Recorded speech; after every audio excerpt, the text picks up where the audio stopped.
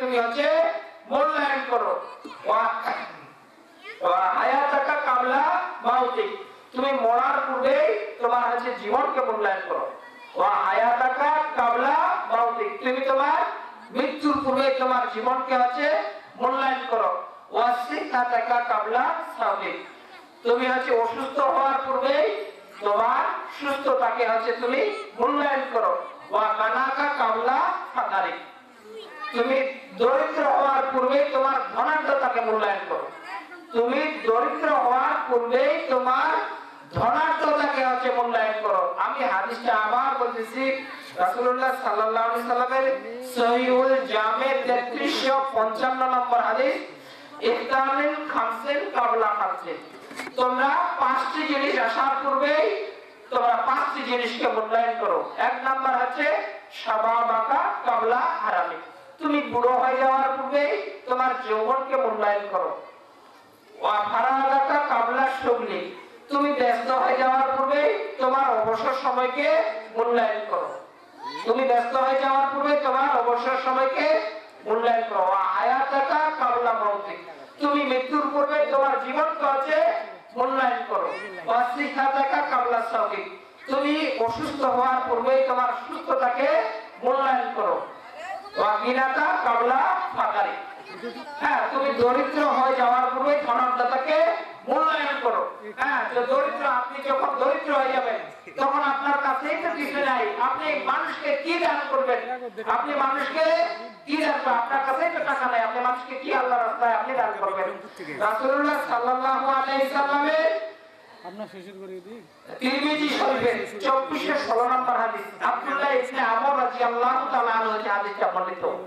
আব্দুল্লাহ ইবনে আমর রাদিয়াল্লাহু তাআলা আনহু হতে বর্ণিত হাদিসটা, লা তাজলুকা আদম ইবনে আদম ইয়াউমিল কিয়ামাত, কিয়ামতের মাঠে কোন বনি আদমকে পাঁচটি প্রশ্নের অ্যানসার না দেওয়া পর্যন্ত কোন বনি আদমকে দুই পা নড়তে দেওয়া হবে না, দুই পা অগ্রসর হতে দেওয়া হবে না। পাঁচটি প্রশ্নের যতক্ষণ পর্যন্ত কোন বনি আদম উত্তর না দিবে ততক্ষণ পর্যন্ত কোন বনি আদমকে দুই পা নড়তে দেওয়া হবে না, যতক্ষণ পর্যন্ত সে পাঁচটি প্রশ্নের উত্তর দিতে, অ্যানসার দিতে না পারবে। আল্লাহ রাব্বুল আলামিনের কাছে এক নাম্বার আছে আন উমরিহি ফিমা আফনাহু, তার জীবন সম্পর্কে তাকে প্রশ্ন করা হবে, তার জীবন সম্পর্কে তাকে হচ্ছে প্রশ্ন করা হবে। ওয়ান শাবাবিহি ফিমা আবলাহু, তার যৌবন সম্পর্কে হচ্ছে তাকে প্রশ্ন করা হবে। তার যৌবন সম্পর্কে, সে যৌবনকালের প্রশ্নের উত্তর না দেওয়া পর্যন্ত কোন বনি আদমকে অগ্রসর হতে দেওয়া হবে না। ওয়ান শাবাবিহি ওয়া মা লাহু মিন আইনা আসলাবাহু, সে জীবনে কি উপার্জন করেছে, সে জীবনে কিভাবে সে কামাই করেছে, সেই প্রশ্নের উত্তর না দেওয়া পর্যন্ত তাকে কি এক পা দুই পা অগ্রসর হতে দেওয়া হবে না। ওয়া ফিমা আনফাকাহু, এবং সে ধন সম্পদ সে কোন কাজে ব্যয় করেছে, তাকে যে ধন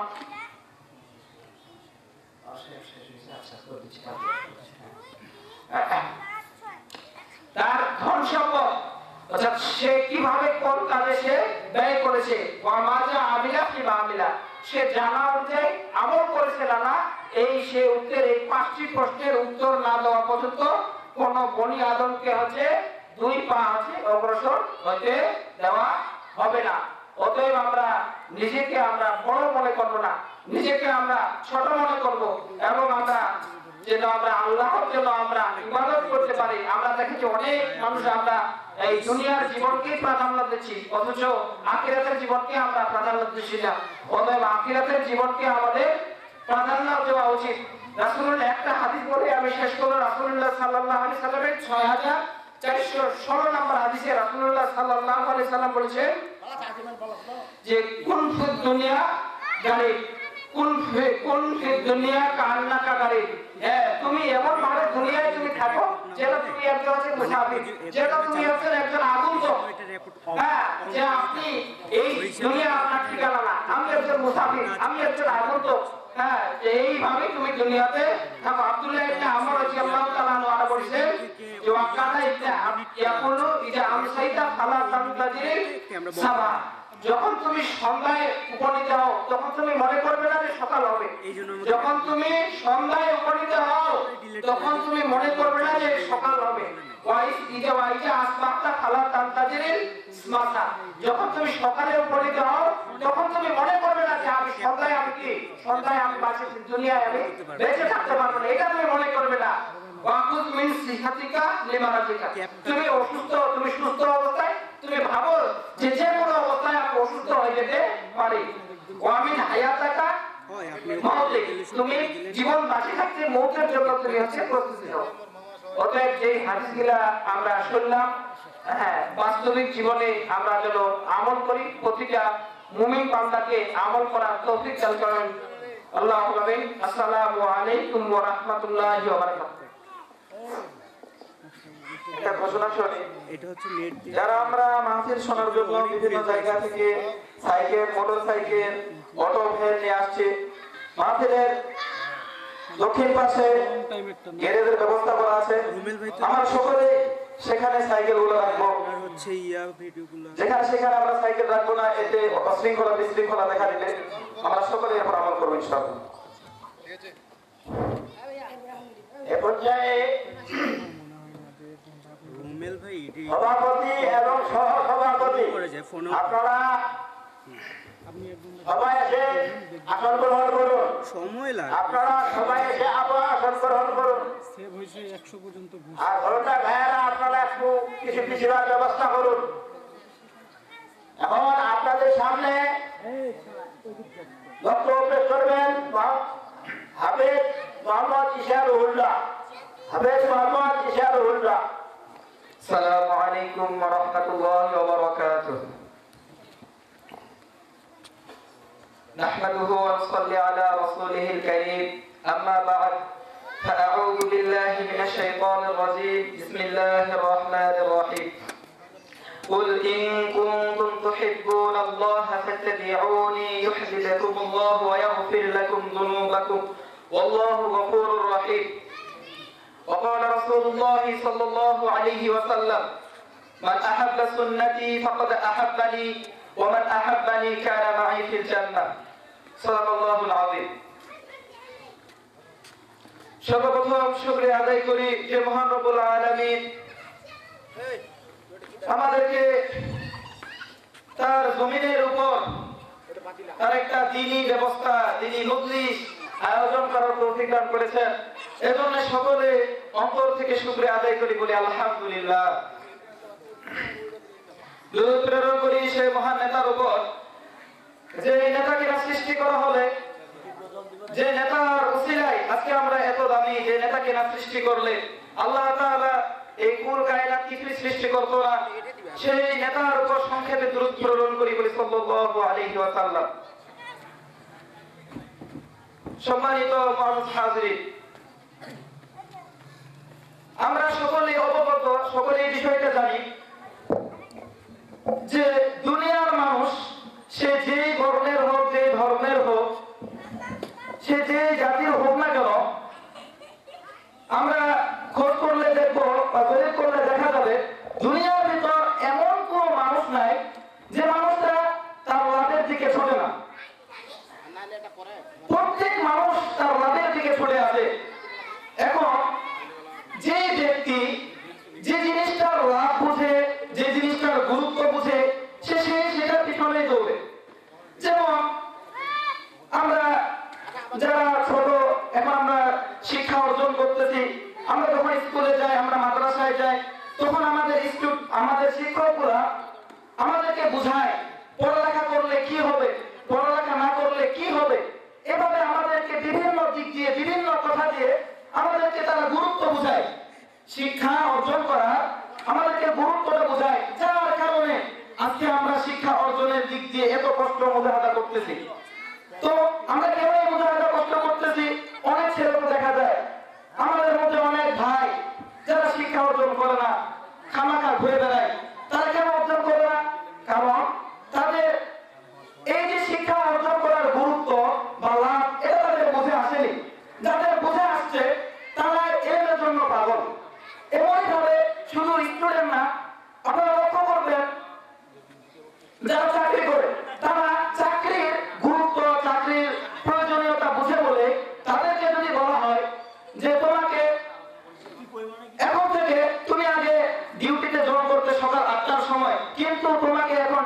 আসতে হবে ভোর 4টার সময়। তো এই যে আমাদের সকলের জানা আছে চাকরির গুরুত্ব কি, চাকরির গুরুত্ব, চাকরি দ্বারা আমার সংসার চলতেছে, চাকরিটার উসিলায় আমি চলতে পারতেছি দুনিয়ায়। এই যে চাকরির একটা গুরুত্ব বুঝে আসছে, আমার চাকরির প্রয়োজনীয়তা বুঝে আসছে। যদি আমাদের অফিস থেকে আইন করা হয় যে আমাকে ভোর 4টার থেকে অফিসে জয়েন হতে হবে, অবশ্যই দেখা যাবে কোনো মানুষ এমন বাকি থাকবে না যে তার চাকরিতে ভোর 4টার সময় জয়েন করে দিবে। অথচ লক্ষ্য করলে দেখা যাবে আজকে মুসলমান আল্লাহ তাআলা এত সুন্দর করে এতবার নামাজের হুকুম, নামাজের আদেশ, তার রাসূলের বিধান, তার বিধান আদেশ করেছেন, কিন্তু আমাদের সেই গুরুত্ব, তার বিধানের গুরুত্ব, তার রাসূলের সুন্নতের গুরুত্ব, সেটার উপকার আমাদের বুঝে আসেনি বলে আজকে আমরা ফজরেও নাই, জোহরেও না, আসরেও নেই। কিন্তু দেখেন যাদের গুরুত্ব বুঝে আসছে যে জিনিসটা, আপনারা লক্ষ্য করবেন যারা আমরা কৃষি কাজ করি, হ্যাঁ, এখন যদি আপনার কৃষি জমিতে পোকা লেগে যায় এবং দোকানদার, আপনি যখন বীজ নিতে যাবেন, দোকানদার যদি বলে যে ভাই আপনি কৃষি কাজ করেন, তো আপনি যদি এই বীজটা ভোর 4টার দিকে স্প্রে না করেন তাহলে আপনার ক্ষেত নষ্ট হয়ে যাবে। তো অবশ্যই আপনারা লক্ষ্য করে দেখতে পারবেন এমন কোন কৃষক বাকি থাকবে না যে ভোর 4টায় সে স্প্রে করবে না, অবশ্যই স্প্রে করবে। কেন করবে? কারণ কৃষি কাজের তার উপকার, তার প্রয়োজনীয়তা তার বুঝে আসছে, এজন্য সেটার মধ্যে যতই কষ্ট হোক, যতই মুজাহাদা হোক, সেটার পিছনে সে ছুটবে। কিন্তু আমাদের নামাজের গুরুত্ব বুঝে আসেনি, নবীর সুন্নতের গুরুত্ব বুঝে আসেনি বলে আমরা সেই কাজ থেকে গাফেল। এখন আমরা যারা যেখানে আসি না কেন, আমরা কথাগুলো বোঝার চেষ্টা করব। তো দেখেন এখন আমাদেরকে বুঝতে হবে আমরা যে দুনিয়ার এই সমস্ত কাজগুলোকে গুরুত্ব দিচ্ছি, এই সমস্ত কাজ কত দিন পর্যন্ত আমাদের উপকার করবে, অর্থাৎ এই কাজগুলো আমাদের কত দূর পর্যন্ত উপকার করবে। আমাদের জীবন কিন্তু শুধু দুনিয়ার জীবন নয়, আমাদের জীবন দুনিয়ার মধ্যে, কিন্তু এই দুনিয়ার জীবন শুরু হয়েছে ঠিক শেষ হয়ে যাবে। কিন্তু যখন আমরা ইন্তেকাল করব, পরলোকে গমন করব, তখন আমাদের জীবন যে শুরু হবে সেটা আর কখনো শেষ হবে না। তোমাদেরকে বুঝতে হবে যে জিনিসটার পিছনে দুনিয়ার ভিতর আমরা এত ছোটাছুটি, এত কষ্ট মুজাহাদা করতেছি, এই জিনিসটার কত দিন পর্যন্ত মেয়াদ থাকবে। আর যে জিনিসটাকে আমরা ছেড়ে দিতে, অর্থাৎ নামাজ রোজাকে আমরা ছেড়ে দিয়েছি, আল্লাহর বিধানগুলোকে ছেড়ে দিয়েছি, নবীর সুন্নাতগুলোকে আমরা ছেড়ে দিয়েছি, এই ছেড়ে দেওয়া জিনিসগুলো কতদিন, কত দূর মেয়াদ, এই ছেড়ে দেওয়া জিনিসগুলো আমাদের কতদিন পর্যন্ত উপকারে আসবে। মুআজ্জাজ হাজিরিন, আমরা লক্ষ্য করি যখন একটা মানুষ ইন্তেকাল করবে, যখন তার দুনিয়ার হায়াত শেষ হয়ে যাবে, তখন সেই ব্যক্তিটা কবর পর্যন্ত তার 3টা জিনিস সাথে যাবে। আমরা মনোযোগ দিয়ে কথা বলে শুনবো। তো 3টা জিনিস সেই ব্যক্তির সাথে কবর পর্যন্ত যাবে। 3টা জিনিসের মধ্যে একটা হচ্ছে তার সন্তানাদি। যখন তাকে দাফন করার জন্য, তাকে দাফন কার্য করার জন্য তাকে কবরস্থানে নিয়ে যাওয়া হবে, তখন তার সাথে সাথে তার সন্তানাদি, তার আত্মীয় স্বজন গুলো যাবে। 2 নাম্বার তার কিছু সম্পদ। সম্পদ বলতে আমরা যখন একটা মানুষ মারা যায়, তাকে দাফন করার জন্য তার একটা কবর করার প্রয়োজন হয়, তো কবর করার জন্য একটা কোদাল, একটা ঝুড়ি যাবে। দেখেন তার এই যে সারা জীবন সে সম্পদ অর্জন করলো, সম্পদের পিছনে ছুটলো, এই সম্পদ থেকে কিছু সম্পদ তার কবর পর্যন্ত যাবে। আরেকটা তার নেক আমল। 3 নাম্বার জিনিস হচ্ছে তার নেক আমল তার সাথে সাথে যাবে কবর পর্যন্ত। তো 3টা জিনিস তার কবর পর্যন্ত যাবে, সে যে ব্যক্তি হোক না কেন, সকল ব্যক্তির ক্ষেত্রে এই 3টা জিনিস কবর পর্যন্ত তার সাথে সাথে যাবে। আর কবর থেকে যখন আমরা একটা মৃত ব্যক্তিকে দাফন কার্য করাই, আমরা বাসায় চলে আসি, তখন থেকে এই যে মৃত ব্যক্তিটা একাকী হয়ে গেল, এই কবর থেকে হাসর নাসর পর্যন্ত তার একটা জিনিস সাথে যাবে।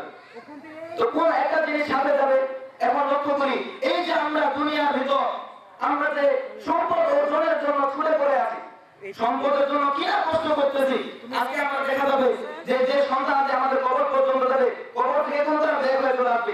এমন দুনিয়ার বুকে কোনো বাপের বেটা নাই, যে এমন কোনো সন্তান নাই যে বলবে যে আপা তুমি মারা গিয়েছো, তোমার কবরে কি অবস্থা হবে, কিয়ামতের দিন তোমার কি অবস্থা হবে, তোমার কবরে কি সাপ আসবে নাকি জান্নাতের হাওয়া আসবে, আপা আমি তো জানি না, তোমার হয়তো কষ্টও হতে পারে যে আপা আমি তোমার সাথে থাকি। এরকম সন্তান দুনিয়ার মধ্যে একটাও হবে না, এটা ইম্পসিবল, এটা সম্ভব না, কেউ যাবে না, এমনকি আমিও যাবো না আমার আব্বার সাথে, কেউ দেখতে যাবে না। দেখেন যে সন্তানের পিছনে এখন সম্পর্কটা বুঝেন যে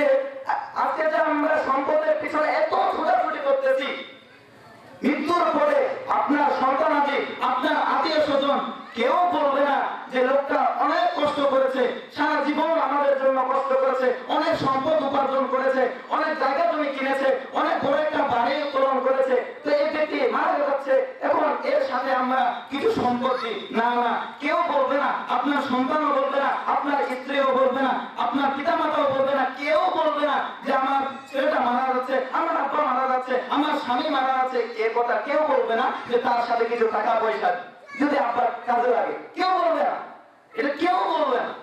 এত যে কষ্ট করলাম টাকার জন্য, সম্পদের জন্য এত কষ্ট করলাম, এই সম্পদ কবর থেকে আমরা সন্তানাদিগুলো নিয়ে চলে আসবে, কেউ সাথে দিবে না। যে একটা কোদাল নিয়ে যাওয়া হয়েছিল, একটা ঝুড়ি নিয়ে যাওয়া হয়েছিল, সে কোদালটাও দেখে চলে আসবে, ঝুড়িটাও চলে আসবে, কোদালটাকেও সাথে দিবে না, ঝুড়িটাকেও সাথে দিবে না, কোনো সম্পদ সাথে দিবে না। এখন দেখেন যে সন্তানাদি যাবে কবর পর্যন্ত, আমি তিনটা জিনিস বোঝাচ্ছি, এক নাম্বার চলে গেল, কিন্তু আমাদের সম্পদ যে তিনটা জিনিস কবর পর্যন্ত যাবে, তার মধ্যে এক নাম্বার সম্পদ যেটা আমাদের কবর থেকে চলে আসবে, কবরে পড়া যাবে না। এখন দেখেন সন্তানাদি, সন্তানাদিও আমাদের কবর পর্যন্ত যাবে, কিন্তু কবর থেকে হাসর নাসর পর্যন্ত, মিজানের পাল্লা পর্যন্ত কিন্তু আমাদের সন্তানাদি যাবে না। হ্যাঁ, এমন কেউ নেই, এমন কোন সন্তান নেই, কোন স্বামী নেই, কোন স্ত্রী নেই, কোন পিতা মাতাও নেই যারা বলবে আমার স্বামীটা মারা গেল, আমার ছেলেটা মারা গেল, আমার আব্বা মারা গেল, আমার আম্মা মারা গেল, না জানি আমার আম্মার কি হবে, না আমার আম্মার সাথে যাই, এটা কেউ বলবে না। আমি আম্মার সাথে থাকবো কবরে, এটা কেউ বলবে না। আমি আমার ছেলেটাকে এত ভালোবাসলাম, দুনিয়ার ভিতর, দুনিয়ার মধ্যে তার জন্য কতই না কষ্ট করলাম, না মানে আমার ছেলেটা পরলোকে কি হবে, আমি আমার সন্তানের সাথে যাই, এটা কোনো মা বলবে, কোনো পিতা বলবে না। তো দেখে যে জিনিসটাকে আমরা দুনিয়ার ভিতর এত কষ্ট করতে যে সন্তানাদের জন্য, সম্পদের জন্য, এই দুইটা জিনিস কবর থেকে দেখে চলে আসছে, কেউ চাইতে চাবে না, কেউ টাকাও দিবে না। এখন দেখেন আরেকটা জিনিস, যে জিনিসটা কবর, দুনিয়া থেকে কবর পর্যন্ত যাবে এবং কবর থেকে কিয়ামত পর্যন্ত আমাদের সাথে থাকবে, সেটা হলো আমাদের সওয়ালে নেক আমল। আমরা যেটা জানি আমল ঈমান। তো যে জিনিসটাকে আমরা দুনিয়ার ভিতর ছেড়ে দিয়েছি, মনোযোগ দিবেন, যে জিনিসটাকে আমরা দুনিয়ার ভিতর ছেড়ে দিয়েছি, অর্থাৎ নেক আমল করা যে কাজটাকে আমরা ছেড়ে দিয়েছি, আল্লাহ যে আদেশগুলো করেছেন এই আদেশগুলো আমরা মানতেছি না, রাসূলের যে সুন্নাত তরিকাগুলো রয়েছে এই সুন্নাতগুলো আমরা মানতেছি না, এই যে ছেড়ে দেওয়া জিনিসটাই কবর থেকে মিজানের পাল্লা পর্যন্ত আমাদের সাথে থাকবে।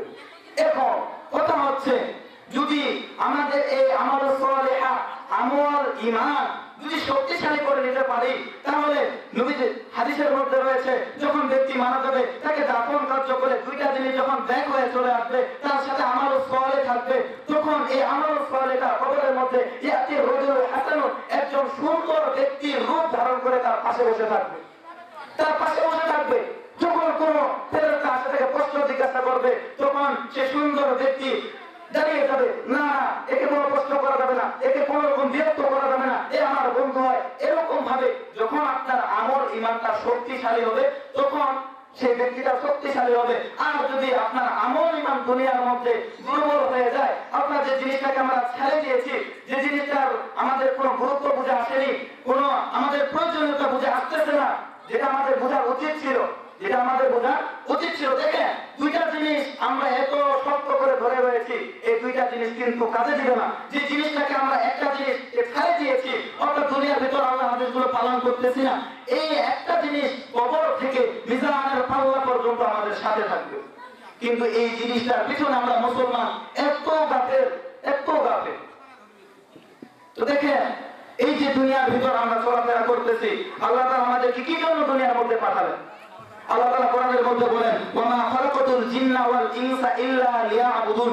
আল্লাহ তাআলা বলে যে আমি আমার বান্দাদেরকে এবং মানুষ জাতি এবং জিন জাতিদেরকে সৃষ্টি করেছি একমাত্রই তার ইবাদতের জন্য, একমাত্র তার ইবাদতের জন্য। আল্লাহ তাআলা আমাদেরকে দুনিয়ার মধ্যে ইবাদতের জন্য পাঠিয়েছেন, কিন্তু আমরা কি করতেছি?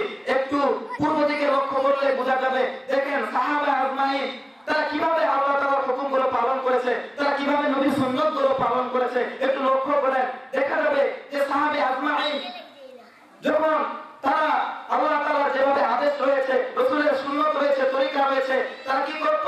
তারা আল্লাহর হুকুমগুলো পালন করত, নবীর আদর্শ অনুযায়ী চলত, এটা সব সময় করত, কিন্তু মাঝে মাঝে দুনিয়ার কাজকর্ম করত। কথাগুলো বুঝবেন যে তারা সর্বদাই আল্লাহর আদেশ, রাসূলের সুন্নাত, রাসূলের তরিকার উপর সর্বদাই নিয়োজিত ছিল, মাঝে মাঝে তারা দুনিয়াবি কাজকর্ম করত। কিন্তু আমাদের জামানায় দেখেন দুনিয়াটা পুরাই যেন উল্টে গেছে। আমাদের মধ্যে এখন দেখলেন বোঝা যাবে যে আমাদের মধ্যে লক্ষ্য করেন আমরা বর্তমানে তারা ইবাদত করতো, মাঝে মাঝে দুনিয়ার কাজকর্ম করতো, কিন্তু আমাদের পরিস্থিতি কি দাঁড়িয়ে গেছে? আমরা কাজকর্ম করি, মাঝে মাঝে ইবাদত করি। কথা ঠিক না? আমরা কি করি? কাজকর্ম, দুনিয়াতে কাজকর্ম করি, মাঝে মাঝে ইবাদত করি। কিন্তু সাহাবা আজমাইন কি করেছেন? সর্বদা আল্লাহর ইবাদত করেছে, মাঝে মাঝে তারা কাজকর্ম করেছে। দেখেন পুরা উল্টা হয়ে গেছে। মুআজ্জাজ হাজির, আমাদেরকে বুঝতে হবে আমরা কেন এই কাজগুলো করি না। কারণ আমাদের দিনের যে একটা গুরুত্ব, তার ফজিলত, তার প্রয়োজনীয়তা আমাদের এখনো বুঝে আসেনি, যার কারণে এই কাজ থেকে আমরা গাফেল। লক্ষ্য করেন আজকে আমরা আল্লাহর আদেশ থেকে কত গাফেল, নবীর সুন্নাত থেকে কত গাফেল। একটু লক্ষ্য করেন, এই যে আমরা দুনিয়াতে আমরা মাল উপার্জন করতেছি, সন্তানাদিদেরকে সুশিক্ষায় শিক্ষিত করতেছি, তাদের জন্য কষ্ট করতেছি, কত কষ্ট করতেছি, কিন্তু এই সম্পদ, এই যে সন্তানাদি কত দূর পর্যন্ত আমাদের উপকার করবে?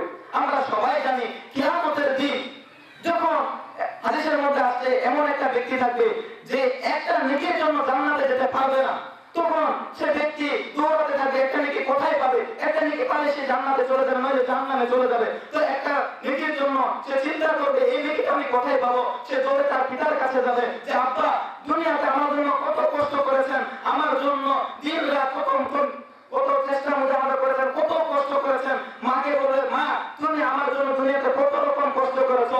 যখন আমি ছোট ছিলাম বিছানায় প্রসাব করে দিচ্ছিলাম, তুমি আমাকে এক পাশে যখন পেশাব করে দিচ্ছিলাম আরেক পাশে শোয়াইতে, আরেক পাশে যখন পেশাব করে দিচ্ছিলাম, যখন মা তুমি ভিজা জায়গাতে দিয়েছিলে আমাকে শুকনা জায়গাতে শোয়াইছিলে, এভাবে যখন আমি শুকনা জায়গাতে আবার পেশাব করে দিয়েছিলাম, তুমি তোমার বুকের উপর আমাকে সারা রাত নিয়ে কাটাইছিলে। দুনিয়াতে আমার জন্য কত কষ্ট করেছো মা, এখন শুনো একটা নিকের কারণে আমি জান্নাতে যেতে পারতেছি না, ও মা আমাকে একটি নেকি দেওয়া যায় না? মা তখন বলবে, তুমি কোথা থেকে এসেছো? দুনিয়াতে তো আমার কোনো বিয়ে হয়নি, আমার সন্তান হবে কোথা থেকে? দেখেন দুনিয়াতে মা, আমরা সকলেই জানি আমাদেরকে আমাদের মা কত ভালোবাসে, আমাদের মা আমাদেরকে কত ভালোবাসে, আমরা সবাই অবগত, সবাই জানি। কিন্তু এই মা কিয়ামতের দিন বলবে নাকি যে আমি আমার বিয়ে হয়নি, তুমি আমার সন্তান হলে কোথা থেকে? দেখেন কিভাবে উল্টে যাচ্ছে। আর আমরা লক্ষ্য করি যে নবীর সুন্নত, যে নবীর সুন্নতের জন্য আমরা এত গাফেল, এই নবী কি বলবে দেখেন। কিয়ামতের দিন যখন সমস্ত মানুষ পেরেশানি হয়ে যাবে, সবাই ইয়া নাফসি বলতে থাকবে, হে আল্লাহ আমার কি হবে, হে আল্লাহ আমার কি হবে। কিয়ামতের এত কঠিন আযাব হবে, সূর্য যখন মাথার উপর চলে আসবে, এত শাস্তি এত কষ্ট সহ্য করতে পারবে না, সবাই বলবে ইয়া নাফসি আমার কি হবে, আমার কি হবে। কিন্তু হাদিসের মধ্যে পাওয়া যায় আমার রাসূল, আপনার রাসূল, যে রাসূলের সুন্নাত আজকে আমাদের মুখে নাই, যে রাসূলের সুন্নাত আজকে আমাদের শরীরের মধ্যে নাই, সেই রাসূল। ওটা বলে বুঝবেন আমরা, আমাদের মা দুনিয়াতে ভালোবাসে কিন্তু আখিরাতে চিনবে না। সেই মাকে আমরা কত ভালোবাসতেছি, আমি গুরুত্বটা বুঝাচ্ছি যে দুনিয়াতে এত ভালোবাসার কারণে মাকে এত ভালোবাসতেছি, কিন্তু আখিরাতে, দুনিয়াতে তো আমরা সবাই জানি রাসূল সাল্লাল্লাহু আলাইহি ওয়াসাল্লাম আমাদের জন্য দুনিয়াতে কত কষ্ট করলেন। দেখেন আমরা যে আজকে এত সুন্দরভাবে ইসলাম গ্রহণ করে ইসলাম ধর্ম পালন করতেছি, এর ইতিহাস আমাদেরকে সকলে জানা থাকা দরকার যে এত সুন্দরভাবে ইসলাম কিভাবে চলে আসলো। দেখেন যখন রাসূল সাল্লাল্লাহু আলাইহি ওয়াসাল্লাম প্রকাশ্যে ইসলামের দাওয়াতের অনুমতি প্রাপ্ত হলেন, আল্লাহ রাসূলকে অনুমতি দিলেন, হ্যাঁ আমার রাসূল তুমি এখন প্রকাশ্যে ইসলাম দাওয়াত দিতে পারো। তো এরকম দাওয়াত দিতে দিতে যখন রাসূল সাল্লাল্লাহু আলাইহি ওয়াসাল্লাম মক্কার মধ্যে দাওয়াত শুরু করে দিলেন, মক্কার কাফেররা রাসূলকে কেউ পাগল বলে, কেউ জাদুকর বলে অনেকভাবে তাকে কষ্ট দেওয়া শুরু করে দিল। এভাবে কষ্ট সহ্য করতে না পেরে আল্লাহ তাআলা তার হাবিবকে জানাই দিলেন, হে আমার হাবিব তুমি এখন হিজরত করো, তায়েফ মদিনার দিকে চলে যাও। তো যখন নবী করিম সাল্লাল্লাহু আলাইহি ওয়াসাল্লাম হিজরত করে তায়েফের দিকে যাচ্ছিলেন, তো তায়েফের লোকেরা রাসূল করিম সাল্লাল্লাহু আলাইহি ওয়াসাল্লামকে চিনতে না পারে তাকে কত রকম কষ্ট দিয়েছিল, পাথর মারতে মারতে তার যে নবীর উপর আল্লাহ তাআলা একটা মশা মাছি করে হারাম করে দিয়েছিল। কিন্তু কাফের, তায়েফের কাফেররা সেই নবীর চেহারাকে রক্তাক্ত করে দিয়েছিল। তবু তারপর আল্লাহ তাআলা এই মর্মাহত অবস্থা দেখে জিবরাইলকে পাঠিয়ে দিলেন, হে ফেরেশতা যা আমার রাসূলকে বলো আমার রাসূলের কোনো কষ্ট হচ্ছে নাকি, যদি আমার রাসূলের কষ্ট হয়ে থাকে আর আমার রাসূল যদি অনুমতি দেয় আমার আল্লাহর কাছে আরজ করে, তাহলে আমি এক্ষুনি একটি পাহাড় দ্বারা তায়েফবাসীকে ধূলিসাৎ করে দিব। যখন এই সংবাদ পেয়ে জিবরাইল আমিন রাসূল করিম সাল্লাল্লাহু আলাইহি ওয়াসাল্লামের কাছে এসে বললেন, ইয়া রাসূলুল্লাহ আল্লাহ পাঠিয়েছেন আপনার কাছে, আপনার কি কোনো কষ্ট হচ্ছে নাকি? যদি আপনার কষ্ট হয়ে থাকে আপনাকে বলুন, আল্লাহ তাআলা এখনই পাহাড়ের সাহায্যে এই তায়েফবাসীকে ভূমিষ্ঠিত করে দিবে। কিন্তু রাসূল করিম সাল্লাল্লাহু আলাইহি ওয়াসাল্লাম বললেন, না না, এটা কখনোই হতে পারে না। আরে আমি তো মানুষকে ধ্বংসের জন্য নবী নয়, আমি মানুষকে ধ্বংস করার জন্য নবী হইনি, আমি মানুষকে গোমরাহ করার জন্য নবী হয়নি, আমি তো নবী হয়েছি, আল্লাহ আমাকে পাঠিয়েছেন, ওমা আরসালনাকা ইল্লা রাহমাতাল লিল আলামিন, আর আমি তো বিশ্ব জগতের রহমত স্বরূপ প্রেরণ হয়েছি, আমি তো আমার উম্মতের জন্য এরকম কাজ করতে পারি না। তো দেখেন দুনিয়ার মধ্যে রাসূল করিম সাল্লাল্লাহু আলাইহি ওয়াসাল্লাম আমাদের জন্য কতটুকু মহব্বত করেছেন। আবার কিয়ামতের দিন যখন সমস্ত মানুষ আসলে বলতে থাকবে, কিন্তু আপনার রাসূল, আমার রাসূল, যে রাসূলের সুন্নাত থেকে আজকে আমরা গাফেল, এই রাসূল কি করবেন জানেন? এই রাসূল আল্লাহ সিজদায় পড়ে থাকবে, আল্লাহ ডাকতে বলবে, হে আমার হাবিব, তুমি কেন কান্না করতেছো? তুমি, তোমার কি সমস্যা বলো? তুমি আজকে যে ফরিয়াদ করবে আমি সেই কবুল করে নেব। রাসূল করিম সাল্লাল্লাহু আলাইহি ওয়াসাল্লাম সিজদা অবস্থায় আল্লাহকে বলবে, হে আমার আল্লাহ, ইয়া উম্মতি, ইয়া উম্মতি, আমার উম্মতের কি হবে, আমার উম্মতের কি হবে? তো দেখেন যে জিনিসটাকে আমরা দুনিয়ার ভিতর ছেড়ে দিয়েছি, দুনিয়ার মধ্যে যাকে আমরা অনুসরণ করতেছি না, কিয়ামতের দিন দুনিয়ার মধ্যে তো আমি গুরুত্ব বুঝাইলাম যে কত নবী করিম সাল্লাল্লাহু আলাইহি ওয়াসাল্লাম আমাদেরকে দুনিয়াতে কতটুকু ভালোবাসেন। আবার কিয়ামতের দিন আমাদের জন্য সর্বদাই আমাদের জন্য চিন্তিত থাকবেন। রাসূল করিম সাল্লাল্লাহু আলাইহি ওয়াসাল্লাম জাহান্নামের প্রতিটা দরজায় দরজায় দৌড়াতে থাকবে, না জানি আমার কোন উম্মত জাহান্নামে চলে যাচ্ছে, এরকম পেরেশানি হয়ে থাকবেন কিয়ামতের দিন। কথা হলো বুঝবেন যে কিয়ামতের দিন রাসূল করিম সাল্লাল্লাহু আলাইহি ওয়াসাল্লাম আমাদের জন্য পাগল থাকবেন, কিন্তু কিয়ামতের দিন আমাদের মা আমাদেরকে চিনবে না। সুতরাং দেখেন, যে মা আমাদেরকে দুনিয়াতে ছিল, কিয়ামতে ছিল না, সেই মায়ের জন্য যদি এত আমরা দরদ নিয়ে এত কষ্ট মুজাহাদা করতে পারি, কিন্তু যে ব্যক্তিটা আমাদেরকে দুনিয়ার মধ্যেও চিনতেছে, আবার কিয়ামতের দিনেও চিনবে, কিয়ামতের দিনের সময় আমাদেরকে আমাদের জন্য সুপারিশ করবে, তাহলে সেই ব্যক্তিটির জন্য আমাদের তার সুন্নত বা তার যে সুন্নতগুলো রয়েছে কতটুকু আদায় করা আমাদের জন্য কর্তব্য। মুআজ্জাজ হাজিরিন, দেখেন কিয়ামতের দিন যখন সমস্ত মানুষ, আমরা জানি সূর্য যখন মাথার উপর চলে আসবে, ঘামের সাগরে সবাই ঢেউ কাটবে, তখন রাসূল করিম সাল্লাল্লাহু আলাইহি ওয়াসাল্লাম তার প্রিয় বান্দা, তার প্রিয় উম্মতদেরকে, যারা তার অনুসরণ করেছে, তাদেরকে হাউজে কাউসারের পানি পান করাবে। যখন সবাই পিপাসিত থাকবে, তখন রাসূল করিম সাল্লাল্লাহু আলাইহি ওয়াসাল্লাম তার উম্মতদেরকে কি পান করাবে? হাউজে কাউসারের পানি পান করাবে। কিন্তু এখন কথা বোঝা যাচ্ছে যে যখন হাউজে কাউসারের পেয়ালাটা আমাদের দিকে সম্মুখে তাকাবে, যখন দেখবে যে আমার মুখে রাসূলের সুন্নাত ছিল না, আমার মুখে রাসূলের সুন্নাত নাই, তখন কি হিসাবে আজকে আমরা যুবক যারা, দেখেন আমি কাউকে মন খারাপের জন্য বলতেছি না, আপনাদের হাতে পায়ে ধরে বলতেছি, একটু লক্ষ্য করেন। আগে আমরা দাঁড়িয়ে রাখতাম না, যুবকরা অনেকে আমরা সাদারা রয়েছি, আগে আমরা দাঁড়িয়ে রাখতাম না, কিসের কারণে? নায়কের একটা ফ্যাশন রয়েছে, আমাদেরকে যে নায়ক ভালো লাগে সেই নায়কের ফ্যাশন আমরা দাঁড়িয়ে রাখি না। কিন্তু বর্তমানে দেখলে আপনারা বুঝতে পারবেন অনেক যুবক এখন দাঁড়িয়ে রাখতেছে, কারণ দাঁড়িয়ে এখন কি হয়েছে?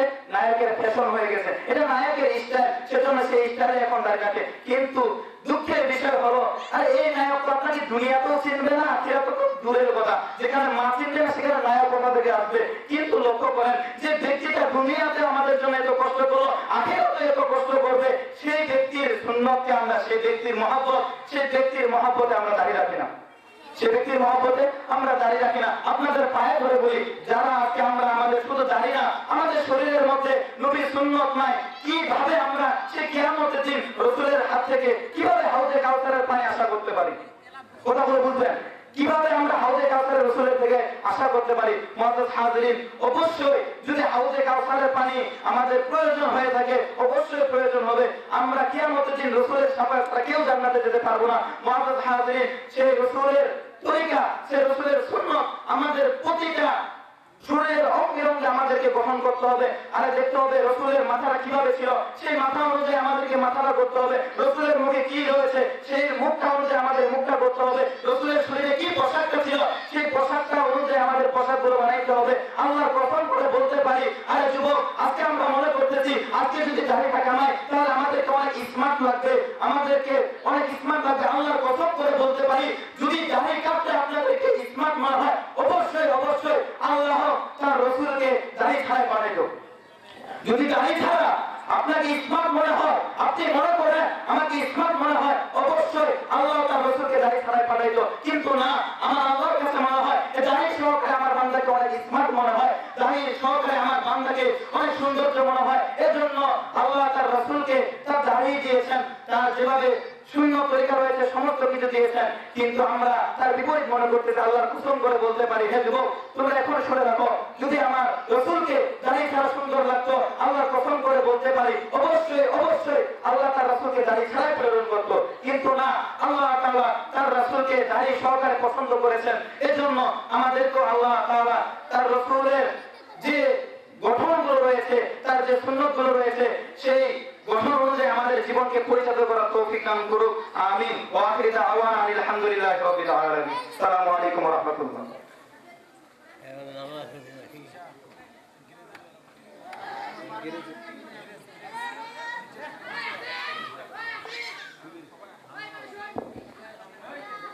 আলহামদুলিল্লাহ, আমরা একটা ঘোষণা শুনি, যারা আমরা দূর দূরান্ত থেকে সাইকেল, মোটরসাইকেল, অটো, ভ্যান নিয়ে মাহফিল শোনার জন্য এসেছি, তো মাহফিলের প্যান্ডেলের দক্ষিণ সাইডে আমাদের গ্যারেজের ব্যবস্থা করা হয়েছে। তো আমরা সকলেই যেখানে সেখানে গাড়িগুলো না পার্কিং করে আমরা শৃঙ্খলা বজায় রেখে মাহফিল কর্তৃপক্ষ যে ব্যবস্থা করেছেন আমরা সেখানে রাখার চেষ্টা করবো ইনশাআল্লাহ।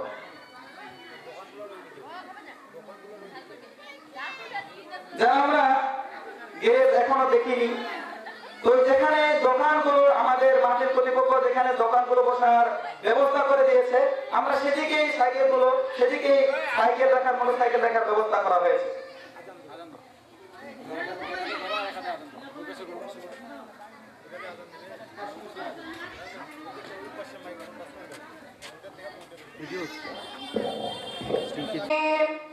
বিসমিল্লাহির রহমানির রহিম। ওয়াহুয়াল গফুরুল ওয়াদুদ যুল আরশিল মাজিদ ফাআলুল লিমা ইউরিদ। হাল আতাকা হাদিসুল জুনুদ ফিরআউন ওয়া সামুদ بل الذين كفروا في تقدير والله من ورائهم محيط بل هو قرآن مجيد في لوح محفوظ. السلام عليكم.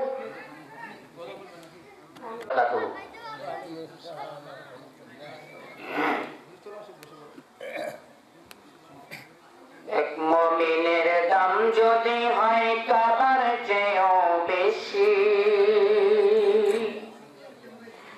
তবে কেন বন্দী হই চোখের জলে ভাসি। মুমিনের দাম যদি হয় কাবার চেয়েও বেশি, তবে কেন বন্দী হই চোখের জলে ভাসি। মোরা চোখের জলে ভাসি। ঈমান নিয়ে খেলছে যারা এই পৃথিবীর বুকে, দাও হেদায়েত নইলে ধ্বংস করো জালিমদেরকে। ওই চার দেওয়ালের মাঝে কান্দে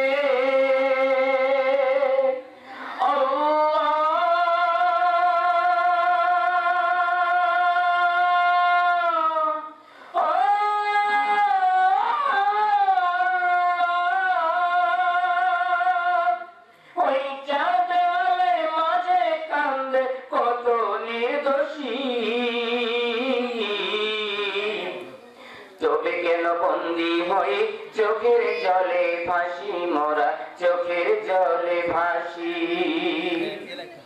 এক মুমিনের দাম যদি হয় কাবার চেয়েও বেশি,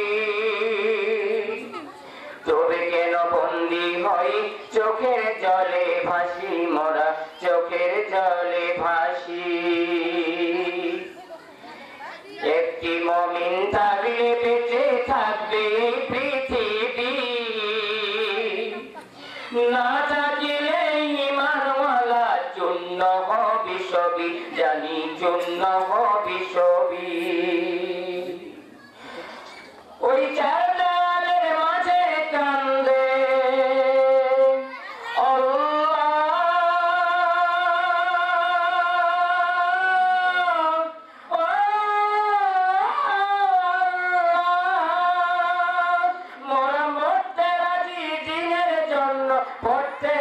গলায় ফাঁসি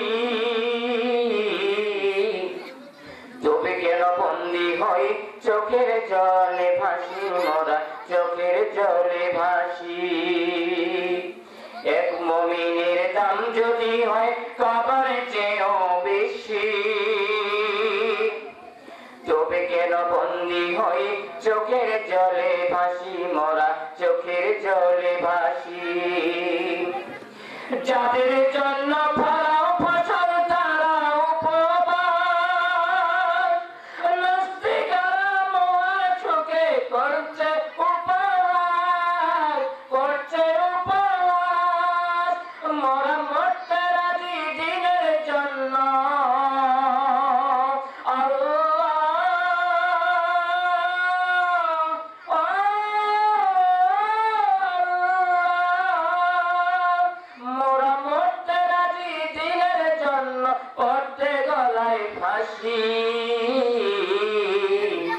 তবে কেন বন্দি হই চোখের জলে ভাসি মোরা চোখের জলে ভাসি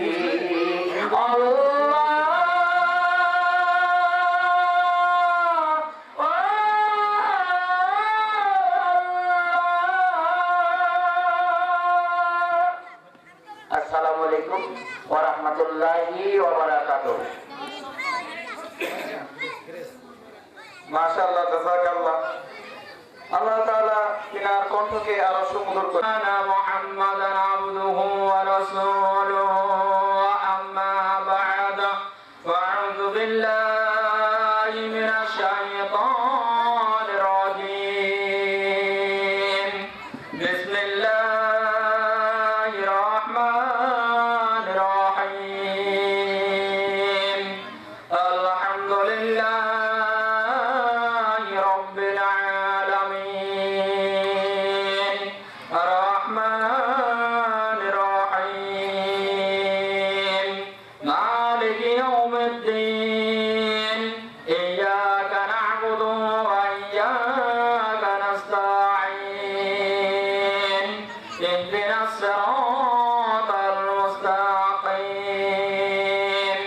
صراط الذين أنعمت عليهم غير المغضوب عليهم ولا الضالين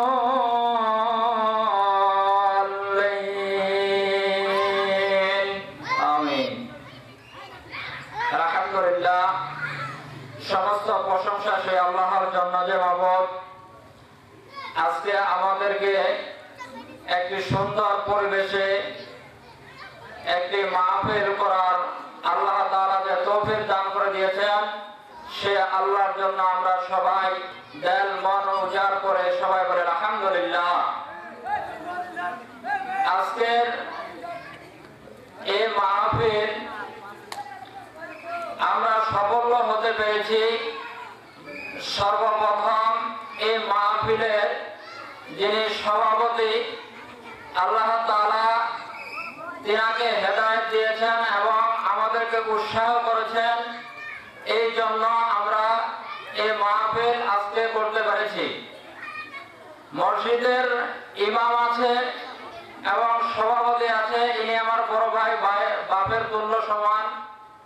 আল্লাহ তাআলা যেন এই দুজনকে হায়াত দান করেন, বলেন আমিন। আপনাদের মাঝে আমি সংক্ষিপ্ত কিছু আলোচনা করব। যে সূরা সারা নামাজ হয় না এমন একটি সূরা, ব্যতিক্রমে একটি সূরা। আল্লাহ তাআলা এবং বিশ্ব নবী জনাব মুহাম্মদ রাসূলুল্লাহ সাল্লাল্লাহু আলাইহি সাল্লাম তার সাহাবীদেরকে বলে দিলেন, ও সাহাবীরা তোমরা শোনো, আল্লাহ তাআলা আজকে আসমান থেকে এমন একটি দরজা খোলা হয়েছে যে অতীতে কোনোদিন খোলা হয়নি। আল্লাহ নবী বিশ্ব নবী জনাব মুহাম্মদ রাসূলুল্লাহ সাল্লাল্লাহু আলাইহি সাল্লাম বলে দিলেন যে, ও সাহাবীরা আজকে আমার উপর দুইটা বিষয় আল্লাহ তাআলা নাযিল করেছেন। এক নম্বরে হচ্ছে সূরাতুল ফাতিহা, আর দুই নম্বরে সূরাতুল বাকারার শেষ দুটি আয়াত। এমন একটি সূরা, ব্যতিক্রম একটি সূরা। এই সূরার নামে হচ্ছে সাবিউল মাসানি, একটি ব্যতিক্রম একটি সূরা। আল্লাহ তাআলা এই সূরার সর্বপ্রথমে যে সূরার নামে বলে দিয়েছে যে সূরাতু উম্মুল কুরআন। এই সূরার নাম হচ্ছে এবং এই সূরা বলা হয়েছে যে কোরআনের মা এবং বাপ। আল্লাহ তাআলা এই সূরা আরো কিছু বিষয় নাম দিয়েছেন। 2 নম্বরে যেমন বলা হয়েছে সূরাতু মিফতাহুল কুরআন, কোরআনের চাবি এবং ভিত্তি। সব জিনিসের যেমন একটি তালা আছে, সব লাগায় লাগানো হয়। আল্লাহ তাআলা বলে দিয়েছেন যে এই কোরআন মাজিদের, গোটা কোরআন মাজিদের এই সূরাতুল ফাতিহা হচ্ছে একটি, তার হচ্ছে চাবি।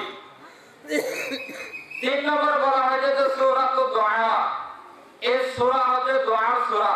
3 নম্বর বলা হয়েছে সূরাতুশ শিফা, রোগ মুক্তির সূরা। 5 নম্বর বলা হয়েছে যে সূরাতুল হাম, প্রশংসার সূরা। 6 নম্বর বলা হয়েছে সূরাতু আস-সাসিল কুরআন, কোরআনের ভিত্তি সূরা। 7 নম্বর বলা হয়েছে যে সূরাতুর রহমান, এই সূরা হচ্ছে রহমানের সূরা। 8 নম্বর বলা হয়েছে যে সূরাতুল বারাকা, বারাকাতের সূরা। 9 নম্বর বলা হয়েছে যে সূরাতুন নাম, অনুগ্রহের সূরা। আরো অনেকগুলো নাম আছে। আল্লাহ তাআলা এই সূরা এমন একটি সূরা, ব্যতিক্রম একটি সূরা নাযিল করলেন। এই মর্মে হাদিস শুনবে আল্লাহ রাসূল সাল্লাল্লাহু আলাইহি সাল্লাম বলেছেন যে উবাই ইবনে কাব রাদিয়াল্লাহু তিনি বর্ণনা করতেছেন, তিনি বলতেছেন আন্না আবি হুরায়রা ক্বালা ক্বালা রাসূলুল্লাহ সাল্লাল্লাহু আলাইহি সাল্লাম মা আনজালাল্লাহু বিত-তাওরাতি ওয়া লা বিল ইনজিল মিসলু উম্মুল কুরআন ওয়া হিয়া সাবউল মাসানি ওয়া হিয়া মাকসুমাতি বাইনি ওয়া বাইনা আবদি লিআবদি মা। আল্লাহর নবী, বিশ্ব নবী জনাব মুহাম্মদ রাসূলুল্লাহ সাল্লাল্লাহু আলাইহি সাল্লাম বলতেছেন যে উবাই ইবনে কাব তিনি হাদিসটা নিয়ে এসেছেন যে আল্লাহ রাসূল সাল্লাল্লাহু আলাইহি সাল্লাম বলেছেন যে এমন একটি সূরা বিশ্ব নবী আমাদেরকে জানিয়ে দিয়েছেন যে এই সূরার মতো সূরা তাওরাত এবং ইনজিল উম্মুল কুরআনের মতো এমন জায়গায় আল্লাহ তাআলা নাযিল করেনি। এমন একটি সূরা, ব্যতিক্রম সূরা, সাবিউল মাসানি, আল্লাহ রাসূল সাল্লাল্লাহু আলাইহি সাল্লাম বলেছেন। আল্লাহ রাসূল সাল্লাল্লাহু আলাইহি সাল্লাম বলেছেন আন্না আবি হুরায়রা ক্বালা ক্বালা an-nabiyyu সাল্লাল্লাহু আলাইহি সাল্লাম আলহামদুলিল্লাহি উম্মুল কুরআন ওয়া উম্মুল কিতাব ওয়া সাবউল মাসানি। আবু হুরায়রা রাদিয়াল্লাহু তিনি বর্ণনা করতেছেন যে রাসূল সাল্লাল্লাহু আলাইহি সাল্লাম বলেছেন যে আলহামদুলিল্লাহ হচ্ছে উম্মুল কুরআন, উম্মুল কিতাব, সাবউল মাসানি। আল্লাহ নবীর বিষয়ে বলছেন যে ব্যতিক্রম একটি সূরা। এই সূরা এমন একটি সূরা যে তাওরাত, ইনজিল আল্লাহ তাআলা কোরআনের মধ্যে আল্লাহ তাআলা নাযিল করেনি, হাদিসের মধ্যে এসেছে। আল্লাহ তাআলা আমাদের এই সূরা নামাজের মধ্যে পড়ি, আমরা কি এই সূরাতে নামাজের মধ্যে পড়ি আল্লাহ তাআলা এবং আমাদের মধ্যে জ্ঞানও কি আল্লাহ তাআলা দেন নাই এবং আমরা জানি না এই সূরার মধ্যে কি বলা হয়েছে। আল্লাহ রাসূল সাল্লাল্লাহু আলাইহি সাল্লাম বলেছেন আলহামদুলিল্লাহি রাব্বিল আলামিন, আলহামদুলিল্লাহি রাব্বিল আলামিন। আল্লাহ বলছেন যে আমার বান্দা আমার প্রশংসা করছে। আল্লাহ যখন বলে আর রহমানির রহিম, আল্লাহ বলেন যে আমার বান্দা আমার গুণ বর্ণনা করছে। বান্দা যখন বলে মালিক ইয়াউমিদ্দিন, আল্লাহ বলে আমার বান্দা আমার মর্যাদা বর্ণনা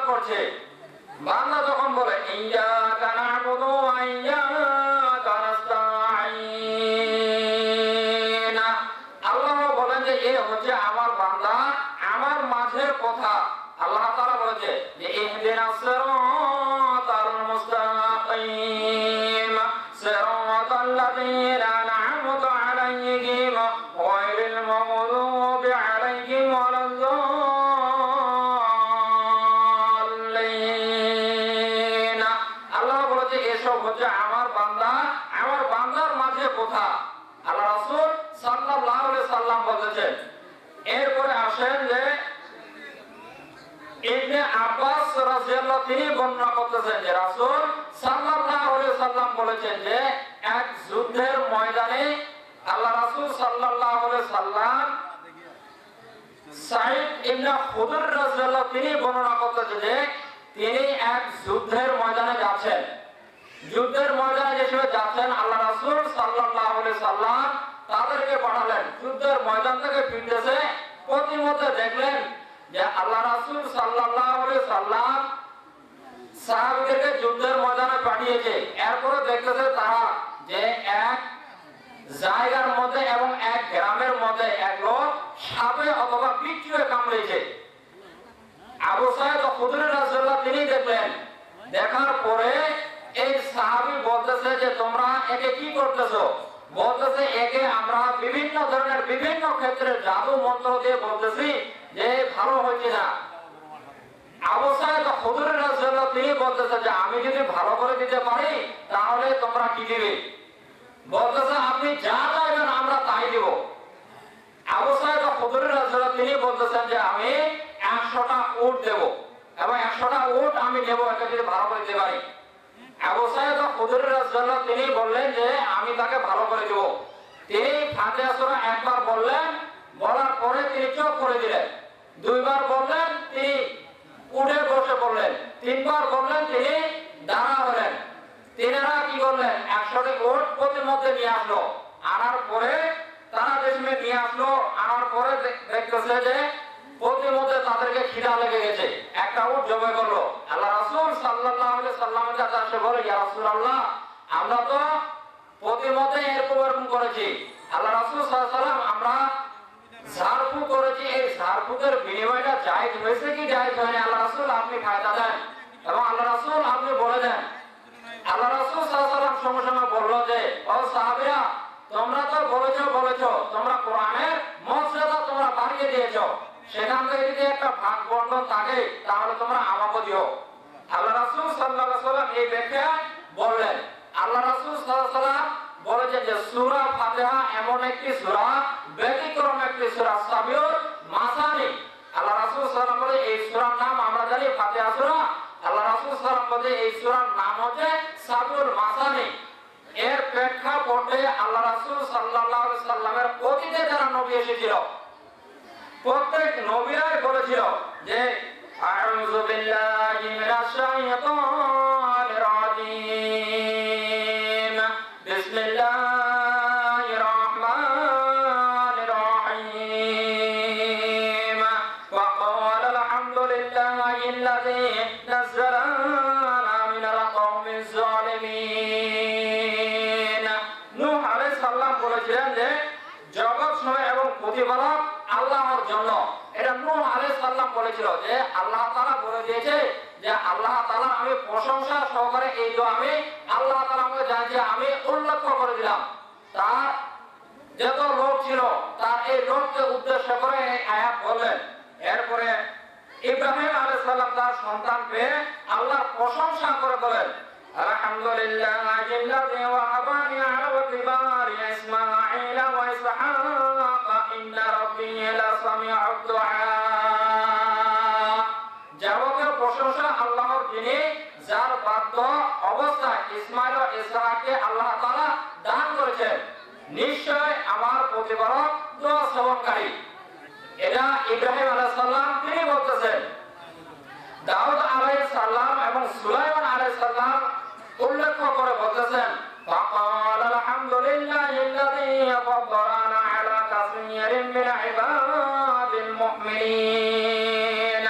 তারা উভয় বলেছেন যে সকল প্রশংসা আল্লাহর জন্য, যিনি বহু মুমিন বান্দাদের উপর আমাদেরকে মর্যাদা দান করেছেন। আল্লাহ তাআলা আমাদের নবীকে উদ্দেশ্য করে বলেছেন, ওয়া ক্বাল আলহামদুলিল্লাহিল্লাযী লাম ইয়াত্তাখিয ওয়ালাদা। হে নবী, আপনি বলুন সকল প্রশংসা আল্লাহর, যিনি কোনো সন্তান গ্রহণ করেননি।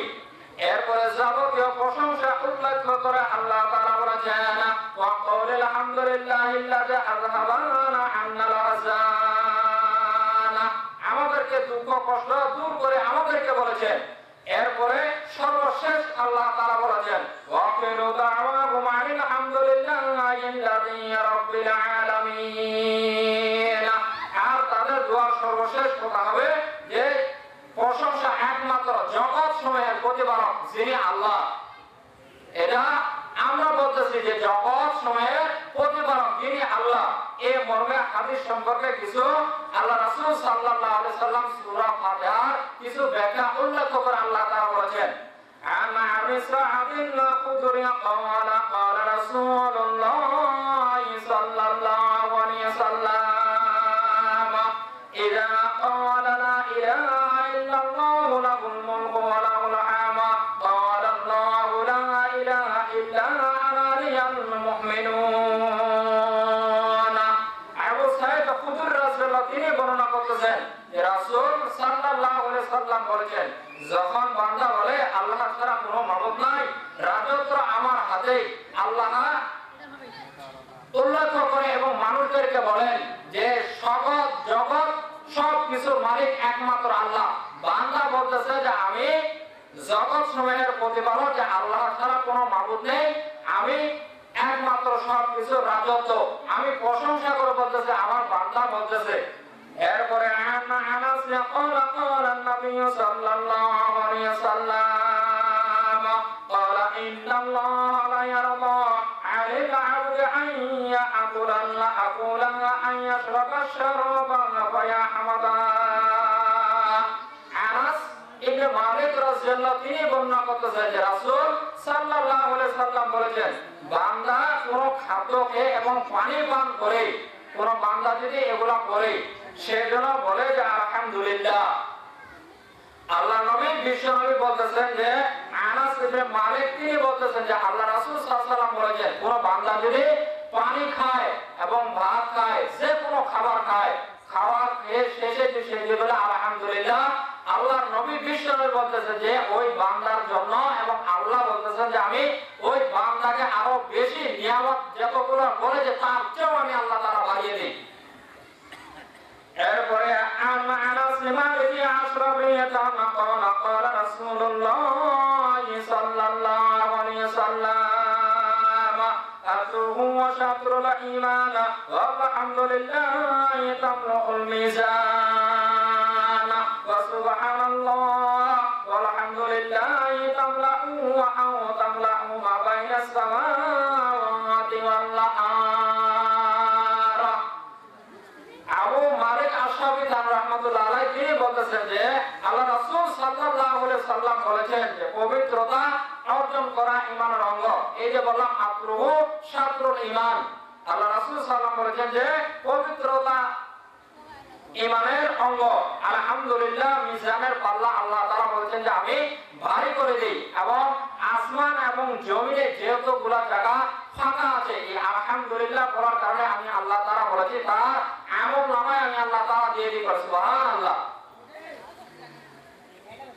জাবির ইবনে আব্দুল্লাহ রাদিয়াল্লাহু তাআলা আনহু বলেন قال قال رسول الله صلى الله عليه وسلم إذا رأوا ما يحبون قال الحمد لله الذي بنعمته تميت السماء।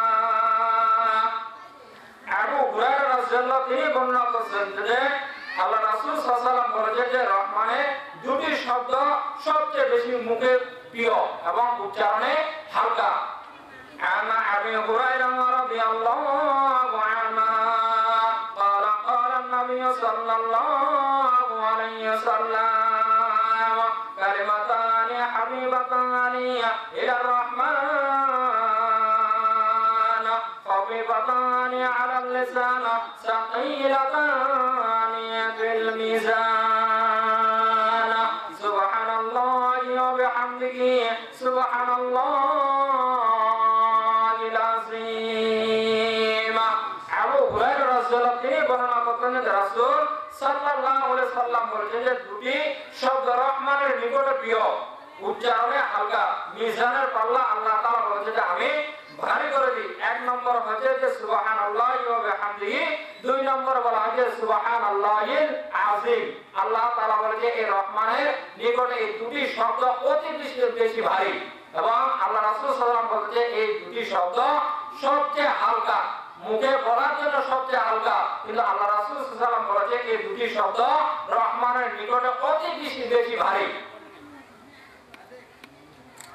عن أم هذه قال حياتها إلى الرسول صلى الله عليه وسلم فقلت يا رسول الله زدني على عمي فإني قد كبير ووضعت عدو ووضعت فقال كبر الله أم হানি রাদিয়াল্লাহু তিনি বর্ণনা করতেন যে আল্লাহ রাসূল সাল্লাল্লাহু আলাইহি ওয়াসাল্লাম বলছে আল্লাহ রাসূল সাল্লাল্লাহু আলাইহি ওয়াসাল্লাম আমি বৃদ্ধ হয়ে গেছি এবং আমি বয়স্ক হয়ে গেছি, ইয়া রাসূলুল্লাহ ইয়া হাবিবাল্লাহ আপনি আমাকে এমন একটি দোয়া শিখিয়ে দেন যে দোয়া পেয়ে আমি অতি বেশি অতিক্রম হতে পারি। আল্লাহ রাসূল সাল্লাল্লাহু আলাইহি ওয়াসাল্লামের কাছে উম্মে হানি রাদিয়াল্লাহু তিনি বলতেছেন যে ইয়া রাসূলুল্লাহ আমি বৃদ্ধ হয়ে গেছি, আমি বয়স্ক হয়ে গেছি, ইয়া রাসূলুল্লাহ আমি বেশি নামাজ এবং বন্দেগী আমি বেশি করতে পারি না, আপনি আমাকে এমন একটি দোয়া শিখিয়ে দেন ইয়া রাসূলুল্লাহ যে দোয়া পেয়ে আমি অতি বেশি আমি যেন পারি এবং অতি বেশি আমি যেন নেফিল কাজ করতে পারি।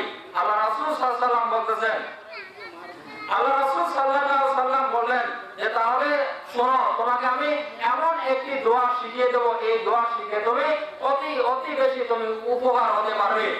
আল্লাহ রাসূল সাল্লাল্লাহু আলাইহি ওয়াসাল্লাম বলে এক নম্বর বলেন যে 100 বার তুমি আল্লাহু আকবার বলবা, 100 বার আলহামদুলিল্লাহ বলবা, 100 বার সুবহানাল্লাহ বলবা, এই তিনটি বাক্য তুমি পড়বা। আল্লাহ রাসূল সাল্লাল্লাহু আলাইহি ওয়াসাল্লাম উম্মে হানিকে বলল এবং আল্লাহ রাসূল সাল্লাল্লাহু আলাইহি ওয়াসাল্লাম বললেন যতগুলো আমার উম্মত আছে এই উম্মত যদি এই দোয়া যদি পালন করতে পারে আমি আল্লাহ তাআলা বলতেছি যে তাদের জন্য কি দুনিয়ার মধ্যে রয়েছে। আল্লাহর নবী বিশ্ব নবী জনাবে মুহাম্মদ রাসূলুল্লাহ সাল্লাল্লাহু আলাইহি সাল্লাম বললেন, আল্লাহ রাসূল সাল্লাল্লাহু আলাইহি সাল্লাম বললেন ও উম্মে হানি তুমি শুনে নাও আমার যত উম্মত আছে এই উম্মত যদি এই দোয়াগুলো মানতে পারে আমি আল্লাহ রাসূল সাল্লাল্লাহু আলাইহি সাল্লাম বলে দিলাম কোন ব্যক্তি যদি আলহামদুলিল্লাহ না পড়ে আমি আল্লাহ তাআলা বলে দিচ্ছি যে এই বান্দা আমি কোন বান্দা আরেকটা বান্দা যদি 100টা যদি উট দান করে তার চেয়ে বেশি আলহামদুলিল্লাহর সওয়াব আমি আল্লাহ তাআলা দিয়ে দেব। 2 নম্বরে আল্লাহ রাসূল সাল্লাল্লাহু আলাইহি ওয়াসাল্লাম বলতেছেন ও উম্মে হানি শোনো আমি বলে দিলাম সুবহানাল্লাহ কোন ব্যক্তি যদি পড়ে আমি আল্লাহ তাআলা বলে দিলাম যে ওই ব্যক্তি এবং ওই বান্দা যদি 100টি দুম্বা যদি দান করে তার চেয়ে বেশি আমি আল্লাহ তাআলা তার আমলনামায় দিয়ে দেব। উম্মে হানি রাদিয়াল্লাহু তাআলা আনহু তুমি শুনে নাও আল্লাহ রাসূল সাল্লাল্লাহু আলাইহি ওয়াসাল্লাম বলতেছেন যে কোন ব্যক্তি যদি 100টি দাস যদি বাড়ির মধ্যে পুষে আমি আল্লাহ তাআলা বলছি সুবহানাল্লাহ আলহামদুলিল্লাহ আল্লাহু আকবার এই তিনটি বাক্য যদি পড়ে আমি আল্লাহ রাসূল সাল্লাল্লাহু আলাইহি ওয়াসাল্লাম বলে দিয়েছি যে ওই ব্যক্তির 100টি দাস যদি বাড়ির মধ্যে পুষে আমি তার চেয়ে বেশি আমি তার আমলনামায় দিয়ে দেব।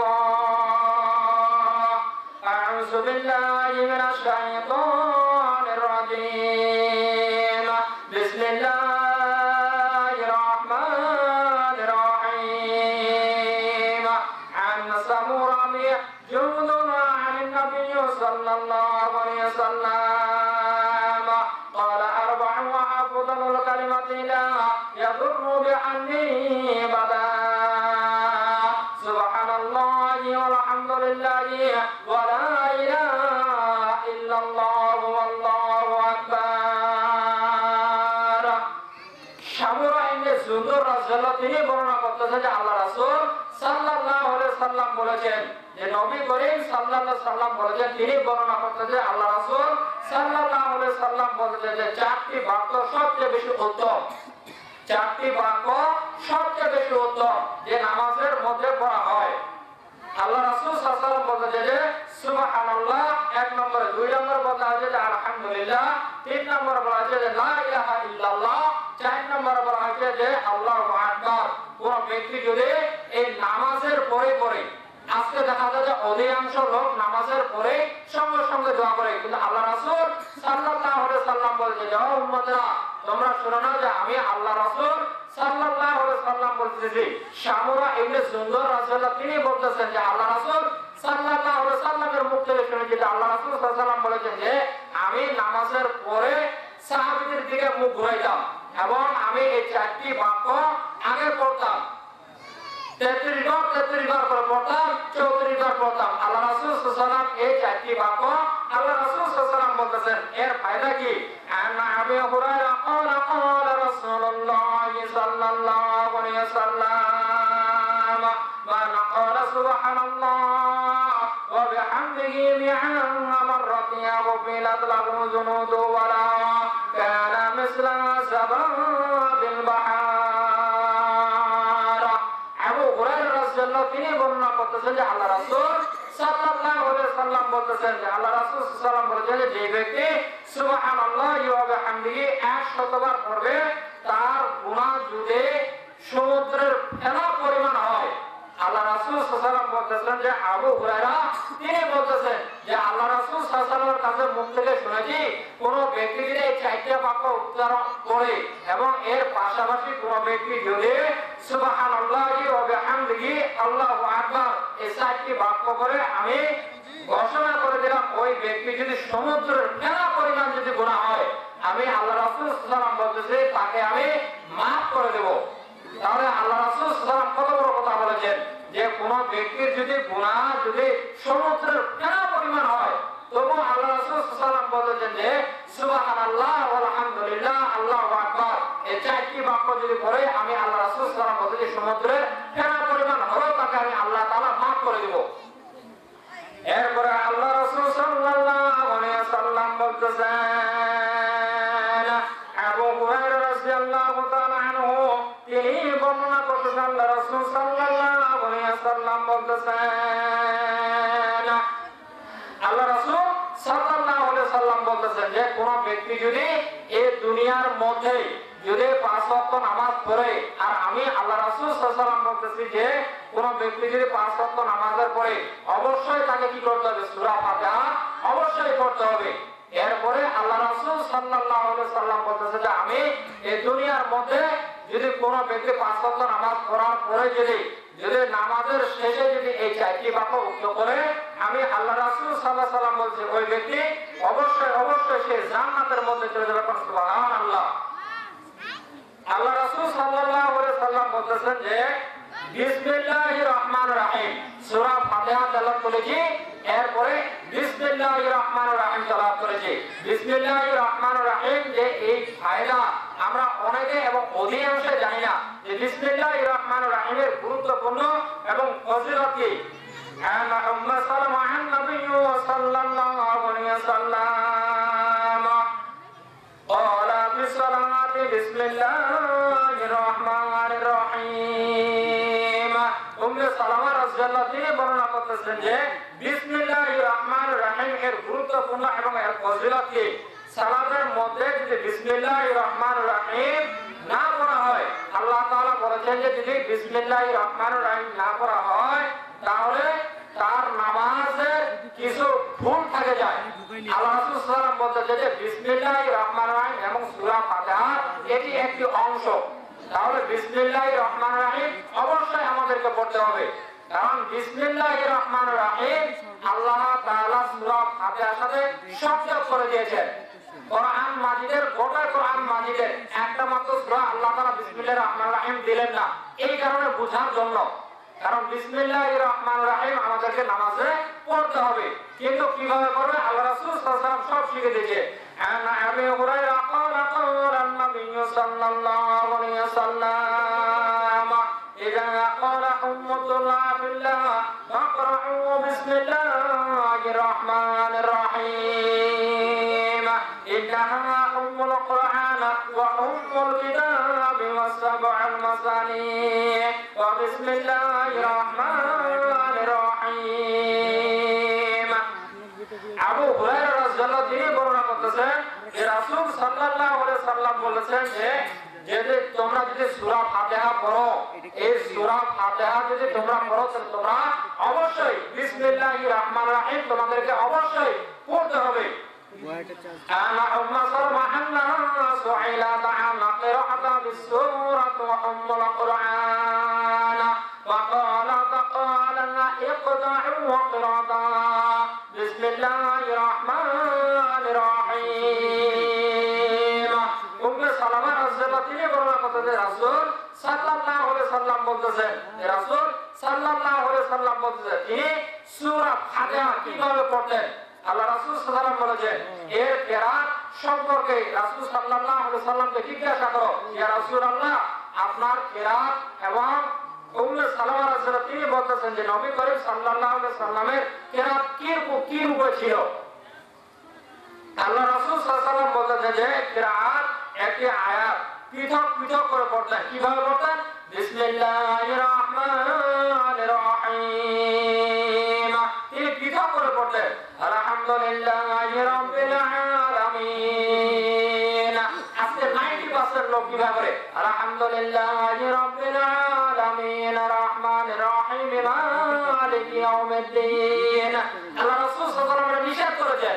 আল্লাহ রাসূল সাল্লাল্লাহু আলাইহি ওয়াসাল্লাম এভাবে বলেছেন যে আমি যেন কোন বান্দা এবং আমি বলতেছি সব বান্দা এবং সব উম্মত যেন এটা ইতিহাস করে রাখে যে না আমি বলতেছি যে কোন বান্দা যদি সর্বপ্রথম বলে সেই জন্য বলে আলহামদুলিল্লাহি রাব্বিল আলামিন।